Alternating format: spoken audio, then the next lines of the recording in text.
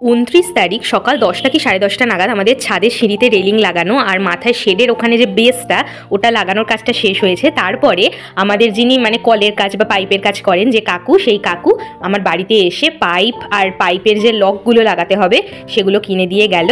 যদিও সেদিনই আমাদের কাজ হওয়ার কথা ছিল, কিন্তু বৃষ্টির জন্য কাজটা হয়েছে আমাদের পরের দিন, অর্থাৎ 30 তারিখ। তো সেই দিন আমাদের আর কোনো বড় কাজ ছিল না।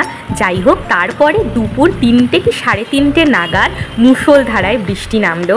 আর এই বৃষ্টিতে মানে এই বর্ষায় যেহেতু আমার পরীক্ষা চলছিল প্রথম থেকে, সেই জন্য আমি একদিনও বৃষ্টিতে ভিজিনি।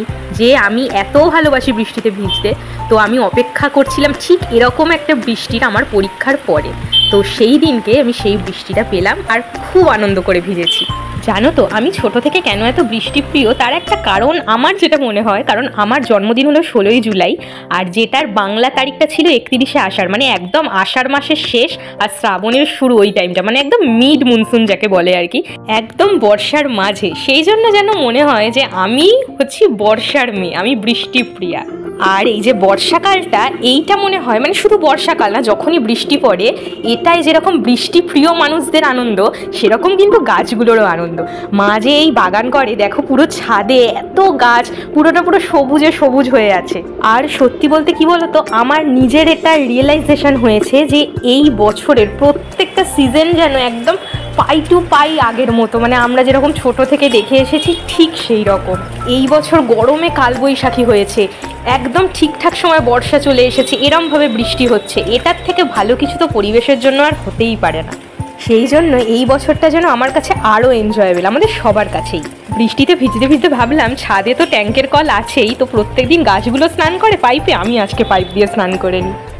আমার আসলে বৃষ্টিতে ভিজতে এত ভালো লাগে ছোট থেকেই, আর বৃষ্টি এত পছন্দ করি এমনিও, সেই জন্যই কিন্তু এই শেডটা মেনলি করানো। আর এইটার ওপরে মানে এটা তো সবই রেলিংটা হলো আজকে, তো এইটার ওপরে কাঁচের শেড এই কারণেই করতে চেয়েছি, কারণ ওই যে ওপরে খোলা আকাশের নিচে আমার শেডটা থাকবে, আর ওখান থেকে বৃষ্টিটা যখন পড়বে তখন আমি যাতে বৃষ্টিটা দেখতে পাই। সবসময় তো বৃষ্টিতে ভেজা সম্ভব হয় না এভাবে, সেই জন্য আমার এই বুদ্ধিটা এসেছে যে এখানে কাঁচ লাগালে বৃষ্টি পড়লে আমি ঘরে থাকলেও বৃষ্টিটাকে দেখতে পাবো। আর তাছাড়া এতদিন ধরে বৃষ্টি পড়ছে, আমি একদিনও বৃষ্টিতে ভিজিনি, এটা হতেই পারে না যে বর্ষাকালে একদিনও বৃষ্টিতে ভিজবো না। কারণ পরীক্ষা চলছিল যেহেতু, সেই জন্য নিজেকে একটু কন্ট্রোল রেখেছিলাম যে না এখন বৃষ্টিতে ভেজা যাবে না, কারণ শরীর টরীর খারাপ হয়ে গেলে, বাই চান্স ঠান্ডা লেগে গেলে পরীক্ষাগুলো মানে সমস্যা হয়ে যাবে, পরীক্ষাগুলো খারাপ হয়ে যাবে। তো সেই কারণে পরীক্ষাটা কালকে শেষ হয়েছে, এখন আমাকে পায় কে, আজকে পুরো ঝমঝম করে বৃষ্টি হচ্ছে এই টাইমটায়। এখন কটা বাজে, যেমন দুপুর 2:30 3টে বেজে, 3টে 3:30 বোধহয় বেজে গেছে, আমি এখনো কিছু খাইনি, খেতে জাস্ট বসবো, বৃষ্টিটা নেমেছে, আমি বলছি আমি আগে বৃষ্টিতে ভিজে আসবো দেন।